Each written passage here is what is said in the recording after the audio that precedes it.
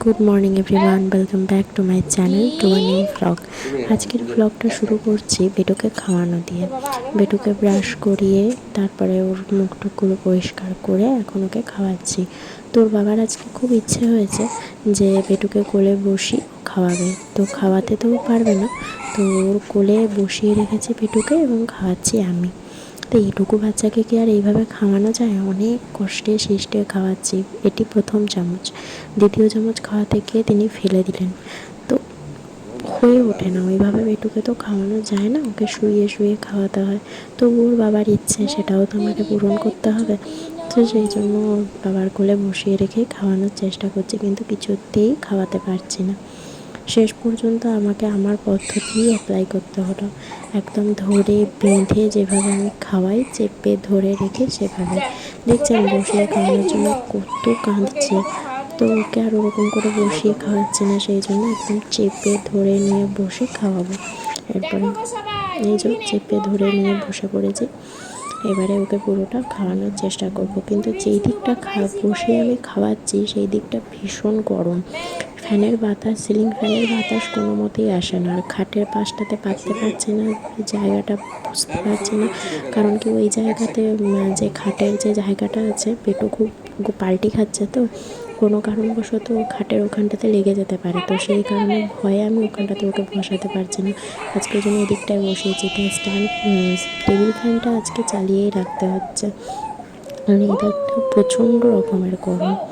তো পুস্তক কোনো রকমে ওকে একটু ডিস্ট্র্যাক্ট করে রাখছিল, ফোনের ফ্ল্যাশ লাইট দেখিয়ে, ফোনে অনেক কিছু দেখিয়ে ওকে ডিস্ট্র্যাক্ট করে রাখছিল। তো তার ফলে আমার একটু খাওয়াতে সুবিধা হয়েছে।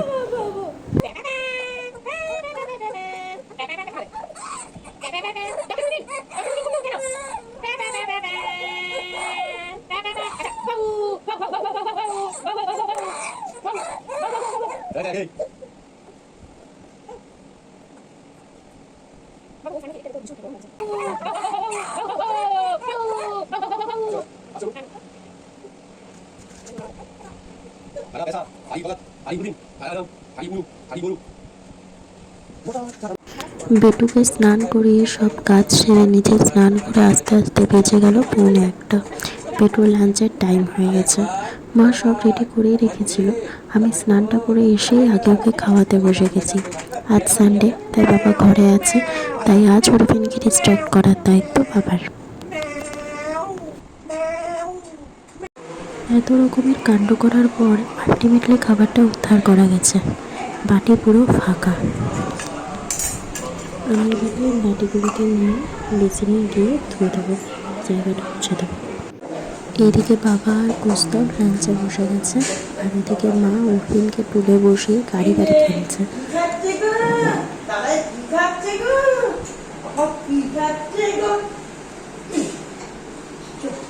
কুস্তব এবারে রওনা হচ্ছে।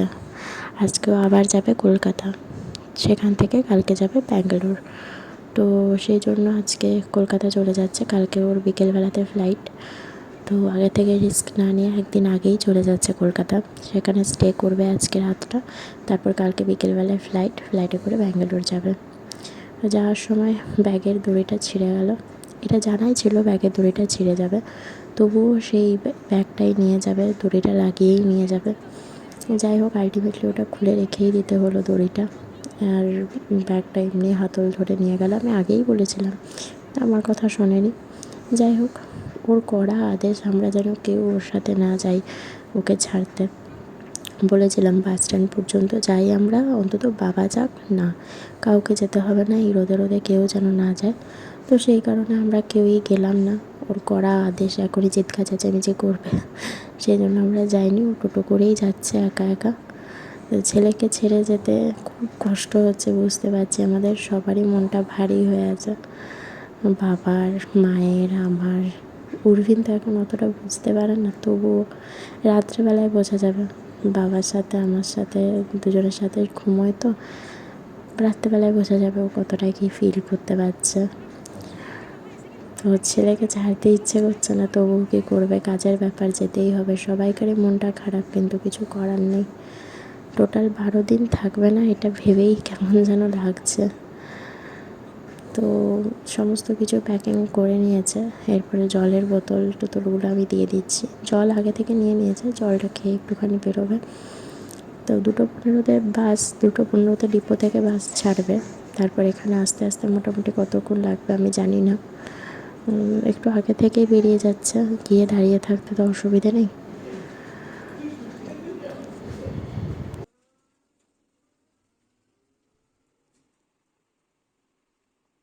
কৌস্তব রওনা দেওয়ার পর আমি চলে এসেছি ছাদে। ছাদে এসে জামা কাপড়গুলো তুলে নিচ্ছি। ও যতক্ষণ নিচে ছিল ওর কাজে এটা ওটা হাতে হাতে দেওয়ার জন্য আমি আর উপরে আসতেই পারিনি। ইভেন আমি স্নান করার পরে জামা কাপড়গুলো পর্যন্ত আমার মেলা হয়নি। তো সেগুলো মেলবো, শুকনো জামা কাপড়গুলো তুলে নেবো সব করে। তারপর আমি নিচে যাব, তারপর আমি আর মা খাবো। এখন আমাদের খাওয়া হয়নি, মামা এখনও পর্যন্ত আসেনি। মামা আসবে, আমরা 3জন তারপরে একসাথে খাবো। ওদিকে উরফিনকে বাবা ঘুম পাড়িয়ে দিয়েছে, সেজন্য আমি টুকটাক কাজগুলো তাড়াতাড়ি করে নিতে পারছি। এখন ঘড়িতে বাজছে 2:30। এই আমি আর মা লাঞ্চ করতে বসছি। লাঞ্চে আজকে আছে ইলিশ মাছের ঝোল, ইলিশ মাছের মাথা দিয়ে একটা তরকারি আর ভাত। এখন বাজছে সন্ধ্যা 7টা। এখন আমি ওখানকে ওই ওষুধের ডোজটা দেবো, সন্ধ্যেবেলায় যে ডোজটা। তো একটু আগে আমি সন্ধ্যে দিয়ে নামলাম, সন্ধ্যে দিয়ে আগে নেমে ওকে আগে ওষুধটা দিয়ে দিচ্ছি, তারপরে স্যালাডটা খাওয়াবো। যে কোনো খাবার খেতে এত সমস্যা করে, প্রত্যেকটা খাবারের চামচ দেখলেই ওর একদম মানে মাথা অবস্থা খারাপ হয়ে যায়। এত ঝামেলা করে, এত চিৎকার চেঁচামেচি করে। তো এই ওষুধ খাওয়াতেও মানে খুব সমস্যা, তাও জল দিয়ে ওষুধ খাওয়াতে হচ্ছে, তাতেও সমস্যা। আর এদিকে মামা কিছু জামা এনেছে, মামা আগে যে জামাগুলো এনেছিলো তার মধ্যে 2-1টা জামা ছিঁড়ে গেছে, সেই জন্য মামা আরও কতগুলো গেঞ্জি এনে দিয়েছে গরমে পরার জন্য। তো মাপ করে করে দিয়েছে কোনটা ছোট হচ্ছে কোনটা বড় হচ্ছে, যেগুলো পারফেক্ট সাইজের হচ্ছে সেগুলো রাখবে, আর যেগুলো ছোট হচ্ছে বা বড় হচ্ছে সেগুলো চেঞ্জ করে দেবে। ঘড়িতে এখন বাজছে 7:30। এখন আমি বসেছি উরভিনকে স্যারেলাক খাওয়াতে। তো আজকে একটুখানি লেটই হয়ে গেল, কিন্তু ওষুধটা দিয়েছিলাম তার মোটামুটি 8 ঘন্টা গ্যাপ না হলে কোনো খাবার আমি খাওয়াতে পারছিলাম না। তো সেই জন্য স্যারেলাকটা একটু লেট করেই খাওয়াচ্ছি। আর ওদিকে বাবা বাইরে বসে আছে, আর কিছুক্ষণ পরেই ভেতরে ঢুকে যাবে, কারণ নাতিরা তো চিৎকার চেঁচামেচি দেখে চুপ করে বসে থাকতে পারবে না। দেখুন কীরকম 2 চামচ দিতেই চিৎকার চেঁচামেচি কান্নাকাটি, আর মানে খাবে না, কিছুতেই জল দিয়ে দিয়ে খাবে, কত রকমের সমস্যা। তাও স্যারেলাকটা একটু এই জলটা ফেলে দিল, ব্যাস মানে শুরুতেই একটা ব্লান্ডার জলটা দিল, পায়ে করে ফেলেই মাত্র খেতে বসালাম। যাই হোক, কোনো রকমভাবে ওকে চেপে চুপে ধরে পরে স্যারেলাকটা খাওয়ালাম। ডক্টরকে বলেছি যে ও খেতে চাইছে না কোনোভাবেই, কেন খেতে চাইছে না, কিন্তু ডক্টর বললেন যে ওটা কোনো অসুবিধা নেই, ওটা গরমের জন্য খেতে চাইছে না, এছাড়া আর কিছু না। তো ঠিকই আছে, মোটামুটি চেপে ধরে মোটামুটি স্যারেলাকটা শেষ করতে পেরেছি।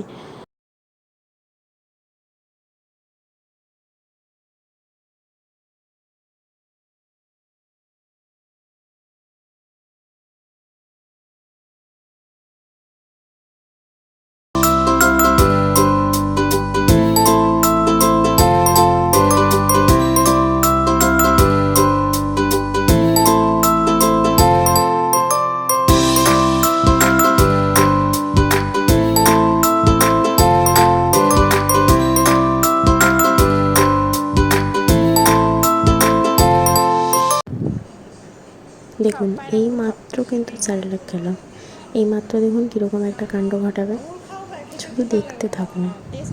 পা নিয়ে খেলছে খেলছে খেলছে আর ওদিকে টিভি দেখছে, পা নিয়ে খেলতেই থাকছে। ঠিক আছে, স্যারেলাক খাওয়া হলো, এখন রিল্যাক্স হয়ে শুয়ে আছেন, টিভি দেখছেন, টিভিতে জয় জগন্নাথ হচ্ছে সেটা দেখছেন, সমুদ্র আরতি হচ্ছে দেখছেন, কত মন দিয়ে দেখছেন, সবই চাই। এদিকে আমরাও যেন ওর দিকে অ্যাটেনশন দিয়ে থাকি সেটাও চাই, আবার টিভিও দেখা চাই, আবার দাদাইয়ের কথাও শোনা চাই, সবই চাই, সবই করতে হবে। তো এইরকম খেলতে থাকে খেলতে থাকে খেলতে থাকে, হঠাৎ করে এমন এক একটা কাণ্ড ঘটিয়ে বসে। এখন আবার ওনার খুব ঘুম পাচ্ছে, হাই উঠে যাচ্ছে, এই একটু আগে ঘুম থেকে উঠলো, দুপুরবেলা থেকে শুয়েছে, একদম 6:30টায় ঘুম থেকে উঠলো, তার আগে ঘুম থেকে ওঠেনি, কিন্তু তবুও এখন ওনার ঘুম পাচ্ছে, ভীষণ ঘুম পাচ্ছে, কিন্তু ঘুম পাড়াতে যান কিছুতেই ঘুমোবে না। তো এই কাণ্ড আর কি, সারাদিন ধরে এই করছে, এই দেখে দেখে কেটে যাচ্ছে। এই যে আঙুল মুখে চলে গেল, সঙ্গে সঙ্গে পায়ের আঙুল। পায়ের আঙুল খেতে কার এত ভালো লাগে? পায়ের আঙুল ছাড়িয়ে দিলে হাতের আঙুল, হাতের আঙুল ছাড়িয়ে দিলে পায়ের আঙুল, পায়ের আঙুল ছাড়িয়ে দিলে হাতের আঙুল। এই চলছে ওর সারাদিন, শুধু এই আঙুলই খাওয়া চলছে। এই যে মাঝে মাঝে যখন পাচ্ছে না পাটা মুখে ঢোকাতে, তখন হাতের আঙুল খাচ্ছে। কিছু তো একটা খেতে হবে, আমি তোকে খেতে দিই না, ওকে তো কিছু একটা খেতে হবে, হয় হাতের আঙুল নয় পায়ের আঙুল, নয় কাউকে কামড়াবে, কিছু একটা করবে। ওই মাড়ি দিয়েই ও যা কামড়ায়, লোকে ধারণা করতে পারবে না।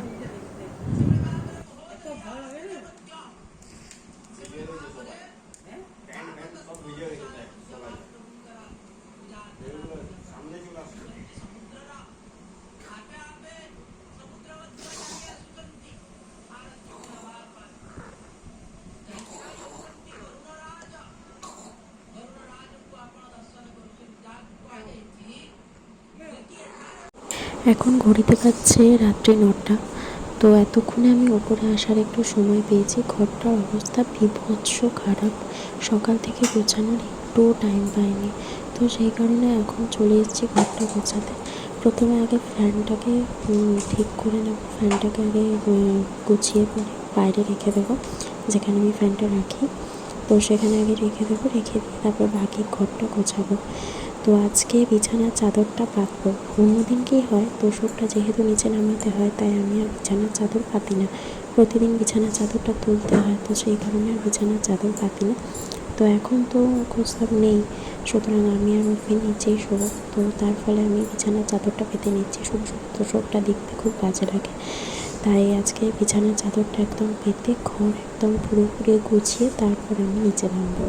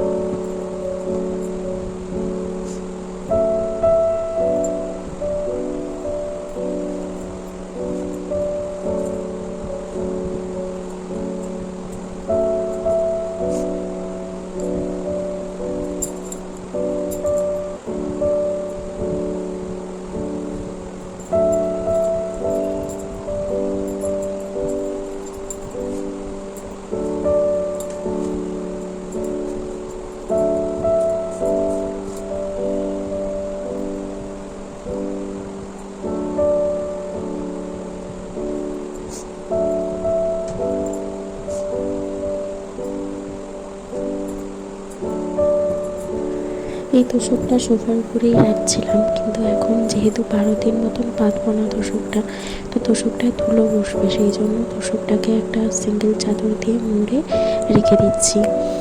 খালি তোষকটা রেখে দিলে তোষকটার উপরে একদম ধুলো পড়ে যাবে।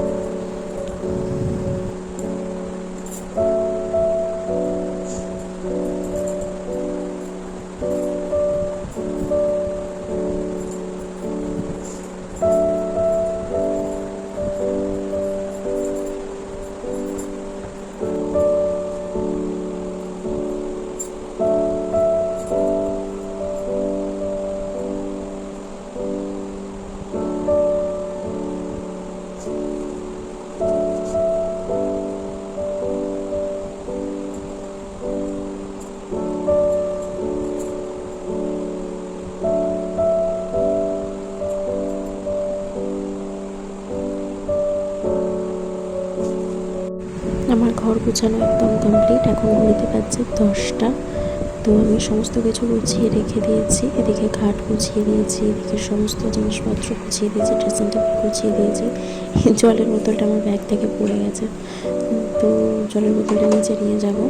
আর এদিকে এই ব্যাগটা রেডি করেছি, নিচে সমস্ত জিনিসপত্র আছে যেগুলো নিয়ে যাবো। আর এই ফ্যানটা নিয়ে যাব, প্লাস এই জলের বোতলটা নিয়ে এসেছিলাম, এই জলের বোতলটা নিয়ে যাব। তো এখন জানলাগুলো লাগিয়ে দিচ্ছি, একটুখানি জানলাটা খুলে বসেছিলাম নিজের রুমটাতে। 12 দিন মতন রাত্রেবেলা শুতে পারলাম না, মনটা খারাপ লাগে এই রুমটা ছেড়ে যেতে। তো যাই হোক, একা একা উর্মিকে নিয়ে শোয়াটা খুব একটা ঠিকঠাক হবে না, তো সেই জন্য পর্দা টর্দা দিয়ে একদম জানলা দরজা সমস্ত কিছু বন্ধ করে দিয়ে আমি এখন যাচ্ছি নিচে।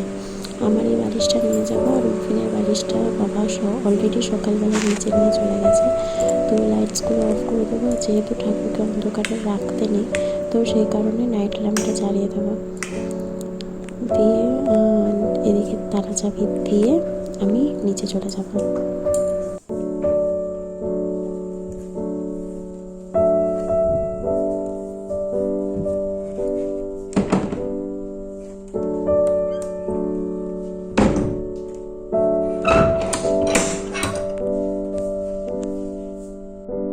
আজকে আমাদের আজকে ডিনারে আর মা রুটি করতে বারণ করলো, তো সেই কারণে আজকে মুড়ি মা কলাই সেদ্ধ করেছে, আর বেগুনি আর চপ, একটা করে বেগুনি একটা করে চপ। আর এদিকে উর্ভিন ঘুমোচ্ছে, মা আর মামা মিলে এখানে সারেগামাপা দেখছে টিভিতে।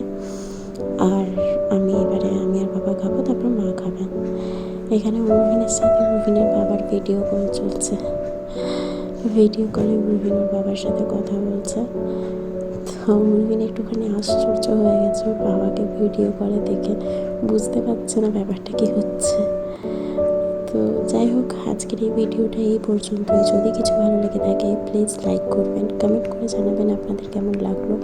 ভিডিওটি সবাইকার সাথে শেয়ার করবেন, এবং চ্যানেলটিতে নতুন হলে চ্যানেলটি সাবস্ক্রাইব করতে ভুলবেন না। ভালো থাকবেন, সুস্থ থাকবেন, সবাইকে নিয়ে ভালো থাকবেন। Thank you so much. Good night, by.